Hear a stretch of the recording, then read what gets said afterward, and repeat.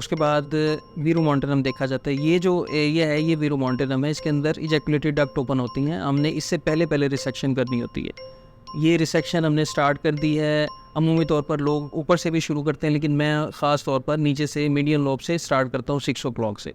और ये आप देख सकते हैं कितने आराम से हॉट नाइफ थ्रू बटर की तरह बड़े आराम से टिश्यू जो है वो बड़े स्मूथली रिमूव हो रहा है। और जहाँ जहाँ हमारे पास ब्लीडर आएंगे उनको हम साथ साथ कोगुलेशन उनकी करते जाएंगे। अमूमी तौर पर पहले मीडियन लोब जो होती है नीचे की उसको रिमूव किया जाता है। उसके बाद फिर हम अपनी तवज्जो जो है हम वो लैटरल लोब्स की तरफ लेके जाते हैं। ये देखें बड़े अच्छे तरीके से ये चिप्स जो हैं वो रिमूव हो रही हैं और हम इन चिप्स को जो है वो ब्लैडर में पुश कर रहे हैं। और बाद में ब्लैडर जब हम अच्छे तरीके से वॉश करेंगे तो चिप्स जो हैं वो ब्लैडर से वापस आ जाएंगी।